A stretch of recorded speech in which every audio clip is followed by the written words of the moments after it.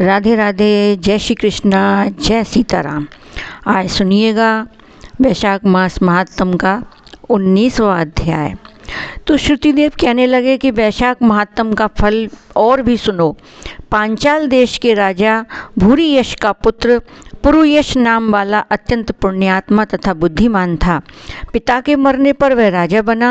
वह धर्मपूर्वक पृथ्वी का राज्य करता था, परंतु पूर्व जन्म में उसने जलदान नहीं किया था। इस कारण उसकी सब संपत्ति नष्ट हो गई। इस प्रकार उसको बलहीन देखकर उसके कई एक शत्रु राजाओं ने उस पर आक्रमण कर दिया। बेचारा राजा परास्त होकर अपनी शिखनी रानी और कुछ धात्रियों के सहित पर्वत की एक ऐसी गुफा में छिप गया जिसका रास्ता कोई नहीं जानता था। राजा ने बड़ी व्याकुलता से वहाँ पर 53 वर्ष व्यतीत किए। अब राजा के मन में यह चिंता उत्पन्न हुई कि मैं जन्म और कर्म से तो शुद्ध हूँ, मैंने जन्म भी अच्छे कुल में लिया है, परंतु न जाने मेरे सब पौरुष कहाँ गए। मैंने ऐसा कौन सा पाप किया है जिससे यह घोर दरिद्र व पराजय हुई तथा वनवास के दुख सहने पड़ रहे हैं। इस प्रकार वह राजा अपने गुरु का स्मरण करने लगा। तब राजा के स्मरण करते ही 2 मुनीश्वर याज और उपयाजक नाम वाले वहां आकर उपस्थित हुए। राजा ने उनको देख सहसा खड़े होकर भक्तिपूर्वक शीश नवाया। वनवास से दुखी, राज चिन्ह से हीन, वन के मार्ग को न जानने वाला वह राजा थोड़ी देर चुपचाप खड़ा रहा और फिर रोता हुआ उनके चरणों में गिर गया। तब दोनों मुनियों ने पकड़कर राजा को उठाया। इसके पश्चात राजा ने वन के पुष्पों से विधिवत उनका पूजन किया। जब वे दोनों बैठ गए तो राजा ने बड़ी नम्रता से उनसे प्रश्न किया कि महाराज, मैं जन्म से तो शुद्ध हूँ, पितरों और देवताओं का पूजन भी करता हूँ, पाप से डरता हूँ, प्राणियों पर दयावान, गुरु की भक्ति में प्रीति रखने वाला हूँ, फिर क्या कारण है कि मैं ऐसा दरिद्री हो गया हूँ। मेरा सब कोष नष्ट हो गया, शत्रुओं ने मुझको जीत लिया, वन का वासी अकेला क्यों रह गया, मेरे पुत्र पौत्र भाई बंधु मित्र कोई नहीं रहा। मैं निष्पाप होकर राज्य कर रहा था, फिर भी मेरे राज्य में अकाल क्यों पड़ गया, इसका कारण आप विस्तार पूर्वक मुझसे कहिए।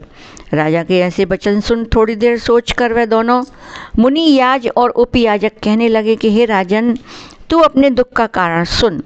पहले 10 जन्मों में तू अत्यंत घोर पापी व्याध रहा है। 10वें जन्म में भी तू बड़ा कठोर हृदय व्याध का जन्म धारण कर प्राणियों का वध करने में यमराज के तुल्य था। जब 10वें जन्म में तू गौड़ देश में था और अपने घोर बुरे कर्मों से लगा हुआ यात्रियों को निर्दयता से कष्ट दिया करता था, तो उसी समय धूप से व्याकुल 2 बड़े धनवान वैश्य और वेद वेदांगों को जानने वाले कर्षण नाम वाले मुनि वहाँ पर आए। सिर पर जटा, देह पर छाल के वस्त्र, हाथ में कमंडल लिए हुए उनको आता देखकर तू धनुष बाण लेकर उनका रास्ता रोक कर खड़ा हो गया।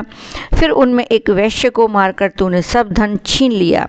जब तू दूसरे वैश्य को मारने लगा तो वह समस्त द्रव्य वहीं घास फूस में फेंककर डर के मारे भाग गया। तब कर्षण मुनि व्याध के हाथ से मारे जाने के भय से व्याकुल हो मूर्छा खाकर पृथ्वी पर गिर गए। तब तूने गिरे हुए ऋषि से पूछा कि वैश्य ने धन कहाँ छिपाया है। फिर एक गड्ढे के पानी से उनके हाथ मुँह धोए और उनको मूर्छा न आ जाए, इस कारण उन पर पंखे से हवा करने लगा। अब मुनि से कहा कि जब तक मैं इस वन में सशक्त हूँ तब तक तुमको किसी बात का भय नहीं। निर्धन मनुष्य सदा सुखी रहते हैं तथा तुम्हारे फटे वस्त्र और टूटे बर्तनों को लेकर मैं क्या करूँगा। तुम केवल यही बताओ कि उस वैश्य ने धन को कहाँ छिपाया है। यदि ठीक नहीं बताओगे तो मैं तुम्हें मार डालूँगा। कर्षण बोले कि हे वैश्य, धन को इन वृक्षों में फेंक गया है और स्वयं इधर भाग गया है। तब व्याध ने ऋषि से कहा कि निडर होकर सुखपूर्वक यहाँ से चले जाओ। यहाँ से थोड़ी दूर पक्के तालाब में निर्मल जल है, वहाँ जल पीकर और अपना परिश्रम दूर कर अपने स्थान को चले जाओ। अभी राजा के कर्मचारी वैश्य का रुदन सुनकर तथा पाँव के निशान देखते हुए इधर आएंगे, इसलिए मैं तुम्हारे साथ नहीं चल सकता। यह पंखा ले जाओ, इसकी हवा से कुछ गर्मी कम हो जाएगी।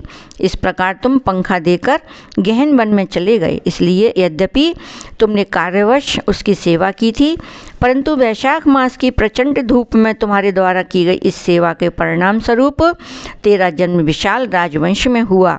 यदि तेरी इच्छा अब सुख, राज्य, धन, धान्य, लक्ष्मी, स्वर्ग या साजुय मुक्ति पाने की है तो वैशाख के महीने में धर्म को करो, तुमको संपूर्ण सुख प्राप्त हो जाएंगे। इस मास का नाम माधव मास है और तृतीया का अक्षय तृतीया। इस दिन तू तत्काल व्यायी गौ ब्राह्मण को दे, इससे तेरे कोष भर जाएंगे। छत्री के दान से तुझको राज्य की प्राप्ति होगी। विधिवत स्नान कर माधव भगवान की पूजा कर, दिव्य प्रतिमा के दान से तेरी विजय होगी। यदि तेरी इच्छा अपने समान पुत्रों की है तो तू सब प्राणियों के हित के लिए प्याऊ लगवा दे। हे राजन, इन वैशाक्त सब कर्मों के करने से समस्त लोग तेरे वश में हो जाएंगे। इतना कहकर दोनों कुल पुरोहित, याज और उपयाजक अपने अपने घर को चले गए। तब वह महापराक्रमी राजा कुल पुरोहितों के कथानुसार वैशाख के धर्म और भगवान की पूजा करने लगा, जिसके प्रभाव से राजा ने अपनी बची हुई सेना को लेकर पांचाल नगरी में प्रवेश किया। इस प्रकार पुरुयश ने अपना खोया हुआ सारा राज्य पुनः प्राप्त कर लिया। श्रीमन नारायण नारायण नारायण, भजमन नारायण नारायण नारायण, श्रीमन नारायण नारायण नारायण। 19वां अध्याय समाप्त हुआ। अब अगला सुनेंगे।